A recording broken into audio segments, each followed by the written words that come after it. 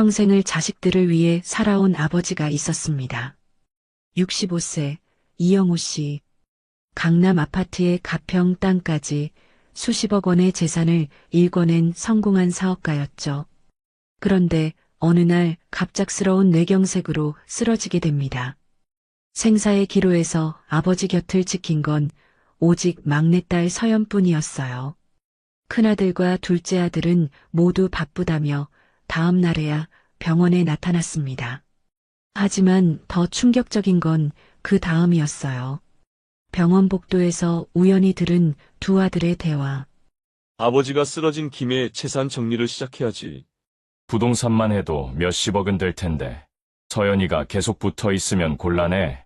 변호사 만나서 유언장도 미리 준비시키고. 이 모든 대화를 누가 듣고 있었을까요? 바로 중환자실에서 의식을 되찾은 아버지 이영호 씨였습니다. 수십 년간 사업을 해온 그는 입모양 읽기에 능숙했거든요. 그 순간 아버지는 결심합니다. 이제 진짜 가족에게 남겨야 할 것을 남기겠다.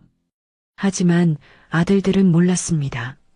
아버지가 이미 모든 걸 알고 있다는 것을, 그리고 수십억 원의 재산이 완전히 다른 곳으로 향하고 있다는 것을 말이죠. 과연 이 아버지는 어떤 선택을 했을까요?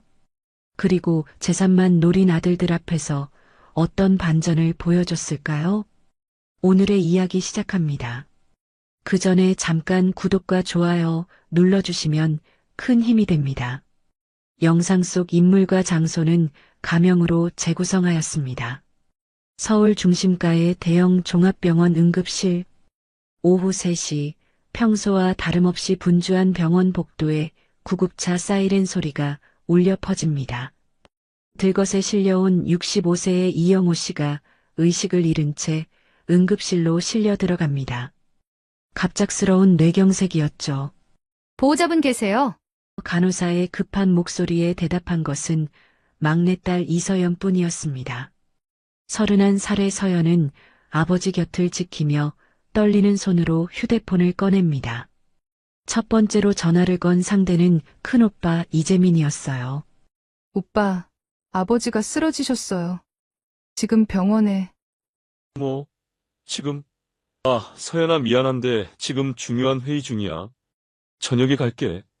전화는 그렇게 끊어집니다. 둘째 오빠 이태성에게도 마찬가지였죠.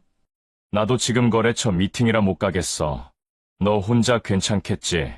병원 복도에 홀로 남겨진 서연의 마음은 무너져 내립니다. 아버지가 생사의 기로에 서 있는데 오빠들은 모두 바쁘다는 핑계로 자리를 비운 거예요. 간호사들이 분주히 오가는 중환자실 앞에서 서연은 하염없이 기다립니다. 뇌경색으로 인한 의식 잃음 상태입니다. 다행히 골든타임 내에 도착해서 큰 위험은 넘겼지만 며칠 더 지켜봐야 할 것 같습니다. 의사의 설명을 혼자서 들어야 하는 서연의 어깨는 더욱 무거워집니다. 밤이 깊어가도록 서연은 중환자실 유리창 너머로 아버지를 지켜봅니다. 산소호흡기를 끼고 누워있는 아버지의 모습이 너무나 초라해 보여요. 평생 가족을 위해 열심히 살아온 아버지인데 정작 위급할 때는 막내딸만이 곁을 지키고 있다니. 새벽 4시경 간호사가 나와서 보호자분, 환자분이 조금씩 의식을 찾고 계세요. 내일 오전쯤에는 완전히 깨어나실 것 같습니다라고 알려줍니다. 서연은 안도의 한숨을 쉬며 플라스틱 의자에 몸을 맡겼어요. 다음 날 오전 10시가 되어서야 재민과 태성이 병원에 나타났습니다. 어떻게 됐어? 의사는 뭐라고 해? 오빠들의 첫 마디는 아버지 안부보다는 상황 파악이 먼저였어요. 서연은 밤새 겪은 일들을 차례대로 설명해야 했습니다. 중환자실에서 나온 삼남매는 병원 로비 한편에 자리를 잡고 앉았습니다. 하지만 오빠들의 대화는 서연이 기대했던 것과는 전혀 달랐어요. 아버지의 회복을 걱정하는 말보다는 현실적인 문제들에 대한 이야기가 먼저 나왔거든요.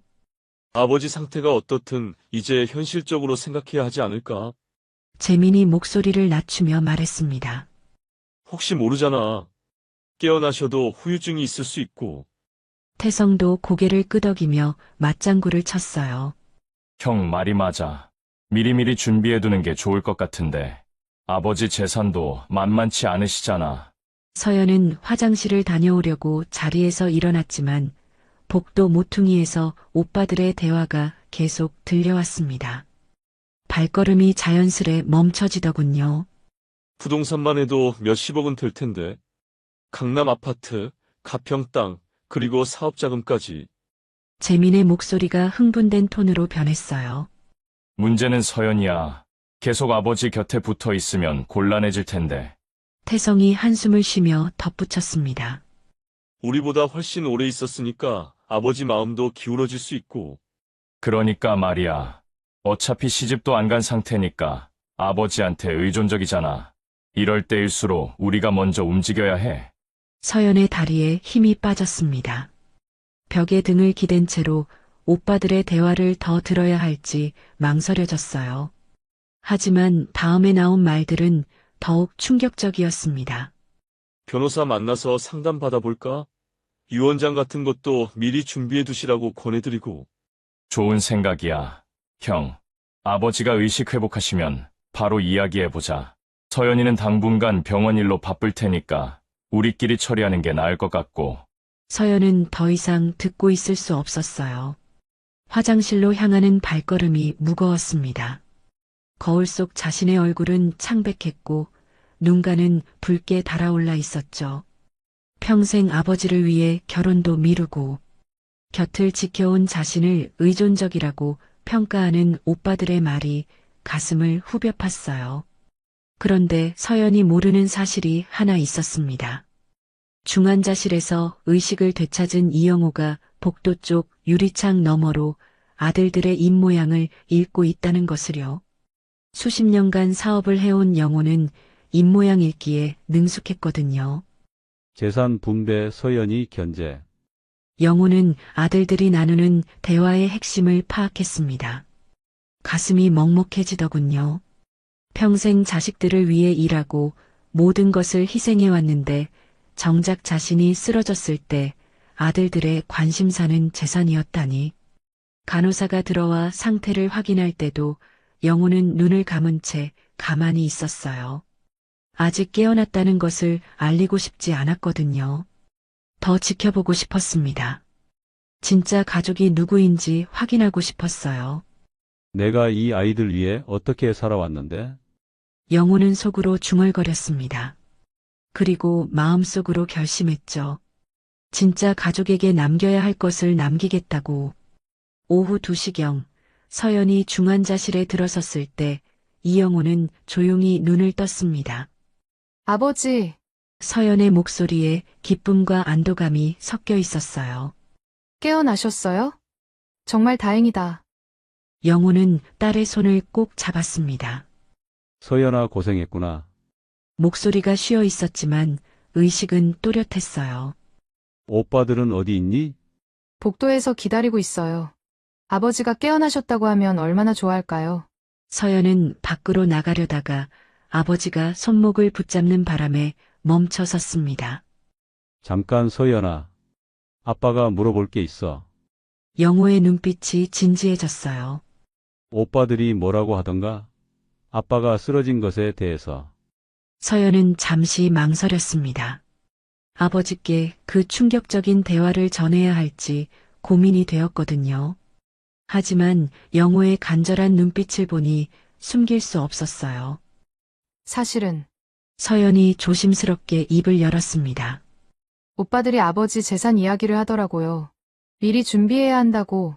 그리고 제가 아버지 곁에 너무 오래 있으면 곤란하다고도 했어요. 영호는 눈을 감았습니다.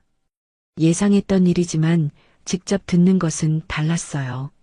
그래 역시 그랬구나. 아버지, 너무 상처받지 마세요. 사람들이 급한 상황에서는 이상한 말을 할 수도 있잖아요. 서연이 위로하려고 했지만 영호는 고개를 저었습니다. 아니야 서연아. 이제 정확히 알겠어. 영호의 목소리에는 결연함이 담겨 있었어요. 내가 평생 뭘 위해 살아왔는지, 그리고 진짜 가족이 누구인지 말이야. 그때 재민과 태성이 간호사와 함께 중환자실에 들어왔습니다. 아버지, 깨어나셨네요. 아들들의 목소리는 기뻐하는 듯 했지만 영호의 눈에는 거짓으로 보였어요. 아버지, 많이 놀랐죠? 이제 괜찮으시니까 너무 걱정하지 마세요. 태성이 다가와서 말했지만 영호는 차갑게 대답했습니다. 걱정은 너희들이 하고 있는 것 같던데. 재민과 태성은 순간 당황했어요. 설마 자신들의 대화를 들었을까 하는 불안감이 스쳤거든요. 하지만 영호는 더 이상 말하지 않았습니다. 의사 선생님이 며칠 더 입원하시라고 하셨어요. 충분히 회복하실 때까지 푹 쉬세요. 재민이 억지로 밝은 목소리를 냈어요. 형, 우리 회사 일 때문에 잠깐 나가봐야 할 것 같은데. 태성이 재민에게 속삭였습니다. 서연이가 있으니까 괜찮겠지? 영호는 고개만 끄덕였습니다. 그리고 마음속으로 다짐했어요. 이제 진짜 가족을 위해 살아야겠다. 내 남은 인생과 재산을 정말 소중히 여기는 사람에게 남겨주겠어. 아들들이 나간 후 영호는 서연의 손을 다시 잡았습니다. 서연아, 아빠가 퇴원하면 함께 어디 가지 않을래? 서연은 고개를 끄덕였어요. 아버지의 눈에 담긴 깊은 슬픔과 결심을 느낄 수 있었거든요. 일주일 후 영호는 의사의 퇴원 허가를 받았습니다. 하지만 집으로 돌아가자는 서연의 말을 거절했어요. 서연아, 아빠랑 가평에 있는 펜션에서 며칠 쉬지 않을래? 조용한 곳에서 생각도 정리하고. 서연은 아버지의 진심을 알고 있었습니다. 오빠들과 떨어져서 마음의 상처를 치유하고 싶어 하는 것 같았어요. 좋아요, 아버지. 공기도 맑고 좋을 것 같아요. 가평으로 향하는 차 안에서 영호는 조용히 말했습니다. 서연아, 아빠가 너에게 들려줄 게 있어. 주머니에서 작은 녹음기를 꺼내더군요. 이걸 들어봐. 녹음기에서 나오는 목소리는 재민과 태성의 것이었습니다. 병원 복도에서 나눈 그 대화가 생생하게 담겨 있었어요. 아버지가 쓰러진 김에 재산 정리를 시작해야지. 부동산만 해도 몇십억은 될 텐데. 서연이가 계속 붙어 있으면 곤란해. 변호사 만나서 유언장도 미리 준비시키고. 서연은 놀라서 아버지를 바라봤습니다. 아버지, 이걸 언제? 중환자실에서 의식을 되찾았을 때부터 다 들었어. 입 모양도 읽을 수 있고. 영호의 목소리에는 깊은 실망이 담겨 있었어요. 평생 저 아이들 위해 살았는데 정작 내가 쓰러졌을 때는 재산 걱정만 하더구나. 펜션에 도착한 후 영호는 서연과 함께 호숫가에 앉았습니다. 서연아, 아빠가 결정한 게 있어. 이 재산은 이제 너와 진짜 가족들을 위해 쓸 거야. 아버지, 그게 무슨 말씀이세요? 서연이 당황하며 물었어요. 사회에 환원할 거야. 그리고 너는 그 일을 도와주면 돼. 영호의 눈빛이 확고했습니다. 나처럼 가족에게 배신당한 어르신들을 위한 센터를 만들 생각이야. 진짜 가족의 의미를 보여주고 싶어. 서연은 아버지의 손을 꼭 잡았어요. 아버지 마음 이해해요. 하지만 오빠들도 아버지 자식인데. 자식이라고 다 가족이 아니야, 서연아. 영호가 멀리 호수를 바라보며 말했습니다. 진짜 가족은 피가 아니라 마음으로 이어지는 거거든. 너처럼 말이야. 그때 영호의 휴대폰이 울렸어요. 재민이었습니다. 아버지, 지금 어디 계세요? 집에 안 계시던데요. 가평에서 쉬고 있어. 영호가 담담하게 대답했습니다. 아, 그러시구나. 그런데 아버지, 저희가 변호사 선생님 소개해 드릴 테니까 유언장 정리 한번 해보시는 게 어떨까요? 미리 준비해 두시면. 영호는 쓴웃음을 지었어요. 그래, 유언장 말이지. 나도 그 생각을 하고 있었어. 하지만 너희가 생각하는 것과는 좀 다를 수도 있다. 전화를 끊은 후 영호는 서연에게 말했습니다. 내일 변호사를 만나보자. 진짜 가족을 위한 준비를 시작할 때야. 다음 날 오전 영호와 서연은 서울 시내의 한법무법인을 찾았습니다. 변호사 김 선생님은 영호의 결정을 듣고 놀라는 표정을 지었어요. 전 재산을 사회 환원하시겠다고요?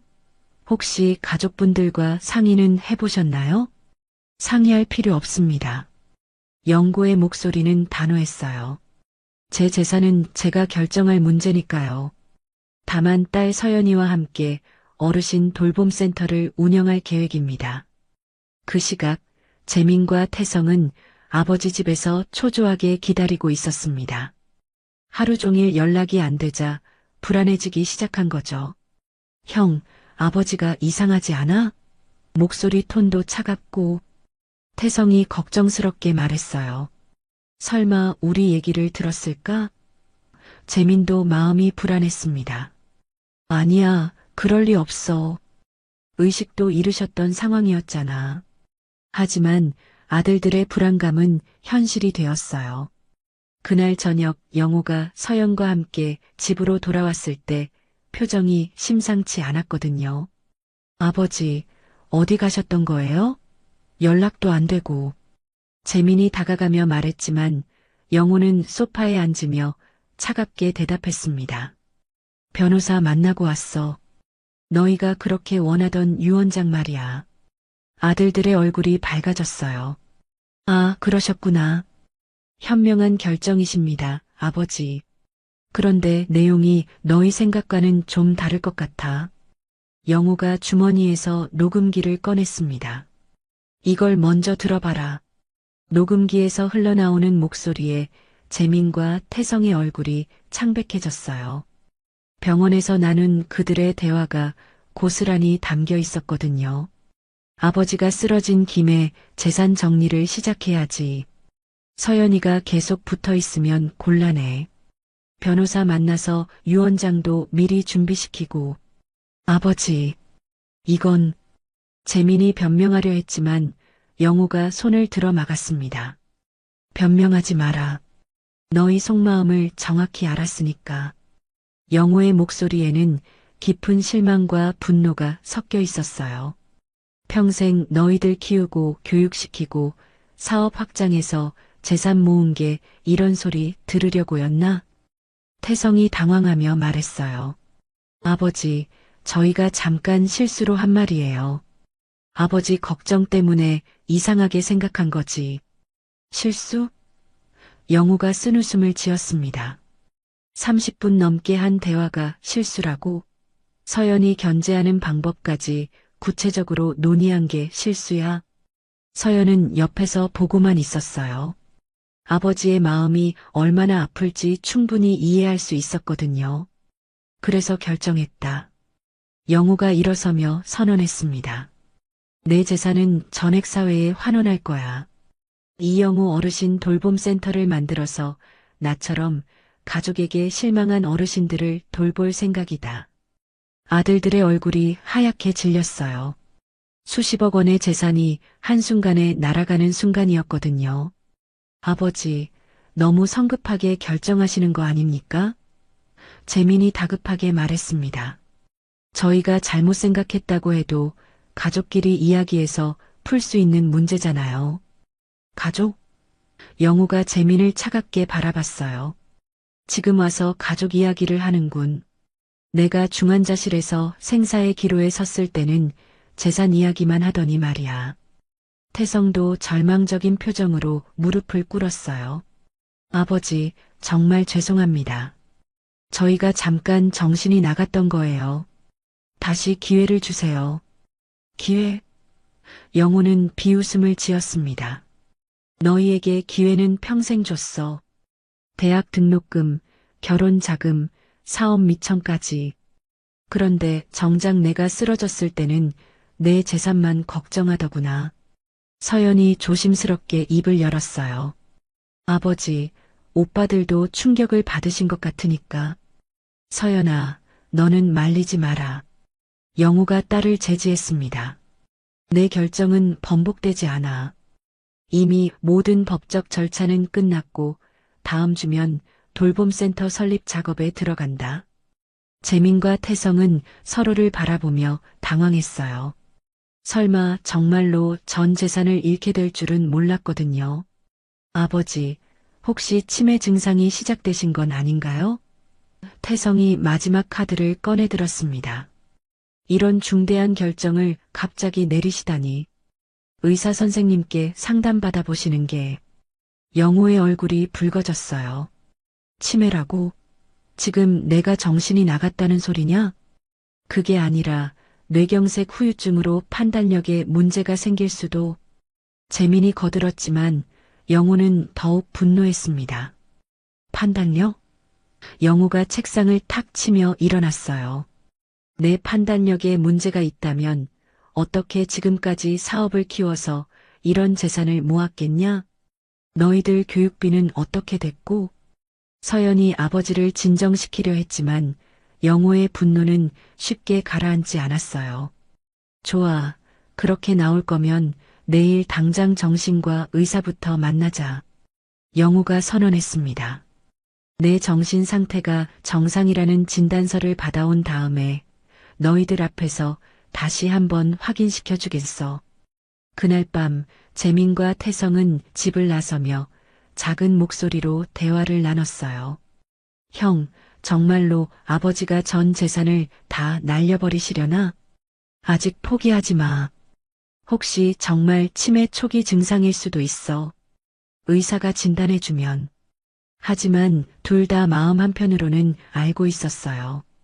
아버지의 결정이 매우 합리적이고 계획적이라는 것을. 그리고 자신들이 저지른 실수가 얼마나 큰 것이었는지도 말이죠.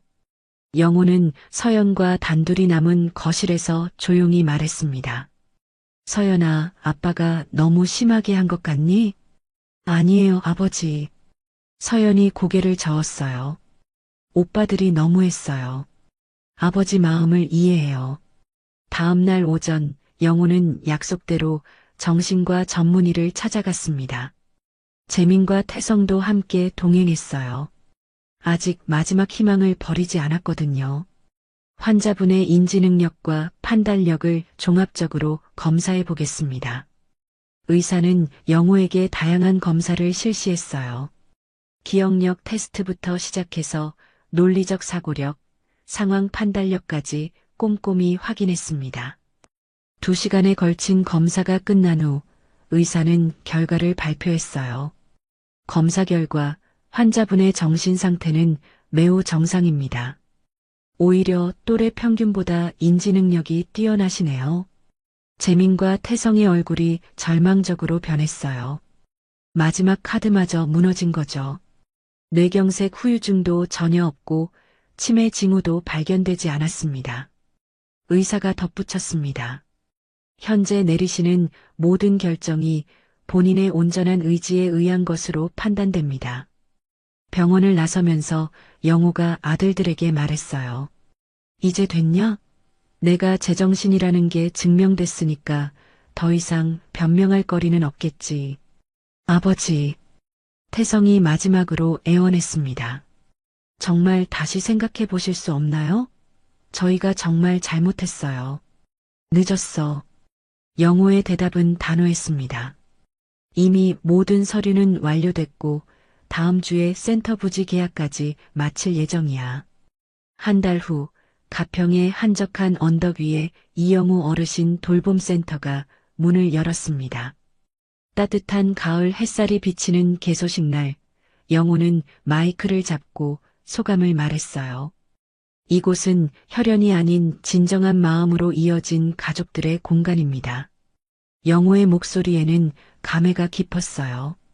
저처럼 가족에게 실망하셨던 어르신들, 혼자 계신 분들 모두 이곳에서 진짜 가족을 만나시길 바랍니다. 서연은 운영진 대표로서 어르신들을 맞이했어요. 어르신들, 이곳은 여러분의 집입니다. 편안하게 지내세요. 센터에는 다양한 사연을 가진 어르신들이 찾아왔어요. 자식들에게 버림받은 분, 혼자 사는 게 외로운 분, 가족과 갈등을 겪고 계신 분들이었죠. 피가 이어준다고 가족이 아니더군요. 영호가 어르신들 앞에서 말했습니다. 마음이 이어질 때 비로소 가족입니다. 우리 모두 여기서 진짜 가족이 되어보지 않겠습니까? 어르신들의 얼굴에 미소가 번졌어요. 오랜만에 들어본 따뜻한 말이었거든요. 그날 저녁 영우와 서연은 센터 식당에서 어르신들과 함께 저녁을 먹었습니다. 웃음소리가 끊이지 않았고 오랜만에 느끼는 진정한 가족의 온기였어요. 이게 바로 가족이야. 영우가 서연에게 속삭였습니다. 진짜 가족 말이야. 재민과 태성은 여전히 연락조차 하지 않았지만 영우는 더 이상 서운하지 않았어요. 이미 진짜 가족을 찾았으니까요. 겨울이 지나고 봄이 찾아올 무렵 이영우 어르신 돌봄센터는 지역사회에서 없어서는 안 될 소중한 공간으로 자리 잡았습니다. 매일 아침 어르신들의 밝은 웃음소리가 센터 곳곳에서 울려 퍼졌고 서연은 그 모든 순간을 아버지와 함께 나누고 있었어요. 서연아, 오늘 새로 오신 할머니 보았니? 영우가 아침 회의에서 말했습니다. 78세인데 자식 3명이 모두 해외에 살고 있다더구나. 10년 넘게 혼자 사셨대. 네, 어제 면담했어요. 처음엔 말씀을 잘 안 하시더니 어르신들이 함께 게임을 하자고 하니까 눈가가 촉촉해지시더라고요. 서연이 웃으며 대답했어요. 센터에서 지내는 어르신들은 이제 서로를 진짜 가족처럼 챙겼습니다. 혈연 관계는 아니지만 서로의 안부를 묻고 아플 때 간병하고 생일을 챙겨주는 모습들이 일상이 되었어요. 영호 씨, 오늘 병원 가시는 날 아닙니까? 옆방에 박 할아버지가 챙겨주었고 서연이가 좋아하는 호떡 사왔어요. 하며 이웃 할머니들이 간식을 나눠주는 일들이 자연스러웠습니다. 어느 따뜻한 오후 센터 마당에서 어르신들과 함께 차를 마시고 있던 영호에게 예상치 못한 전화가 걸려왔어요. 재민이었습니다. 아버지, 안녕하세요. 목소리에는 어색함과 미안함이 섞여 있었어요. 재민아, 잘 지내냐? 영호의 목소리는 예전과 달리 차갑지 않았습니다. 시간이 흘러 분노보다는 평온함이 자리 잡았거든요. 아버지, 저 센터 소식을 들었어요. 신문에도 나고 정말 잘하고 계시는 것 같아서 재민이 머뭇거리며 말했어요. 영호는 잠시 침묵했다가 대답했습니다. 그래, 나는 이제 진짜 가족들과 잘 지내고 있어. 너희들도 각자 잘 살고 있겠지. 아버지, 혹시 저희가 찾아뵐 수 있을까요? 정말 사과드리고 싶어서. 재민아, 사과는 이제 필요 없다. 영호가 마당의 어르신들을 바라보며 말했어요. 나는 이미 내가 원하던 가족을 찾았어. 너희들도 너희 길을 가거라. 전화를 끊은 후 서연이 아버지에게 다가왔어요. 아버지, 오빠들 만나보시는 게 어때요? 서연아, 이제 그럴 필요 없어. 영호가 딸의 어깨를 토닥이며 말했습니다. 진짜 가족은 억지로 만들어지는 게 아니거든. 여기 계신 어르신들처럼 자연스럽게 마음으로 이어지는 거야. 해가 저물어가는 센터 식당에서 어르신들과 함께 저녁을 먹는 영호와 서연의 모습은 평화로웠습니다. 혈연이 아닌 진심으로 이어진 진짜 가족들과의 시간이었죠. 이게 바로 가족이다. 영호가 따뜻한 저녁 노을을 바라보며 중얼거렸어요. 피가 아니라 마음으로 이어진 진짜 가족 말이야. 서연은 아버지의 손을 꼭 잡았습니다. 둘 다 후회 없는 선택이었다는 것을 확신했거든요. 센터 곳곳에서 들려오는 어르신들의 웃음소리가 그 증거였어요. 진정한 가족의 의미를 찾은 영호와 서연, 그리고 센터의 모든 어르신들은 혈연을 뛰어넘는 사랑과 헌신으로 하루하루를 채워나갔습니다. 배신보다 고통스러운 무관심을 이겨내고 사랑보다 강한 진심으로 새로운 가족을 만들어간 것이죠. 오늘도 귀한 시간 내어 끝까지 시청해주신 구독자 여러분 진심으로 감사드립니다. 오늘의 이야기가 마음을 울렸다면 구독과 좋아요, 댓글 부탁드립니다.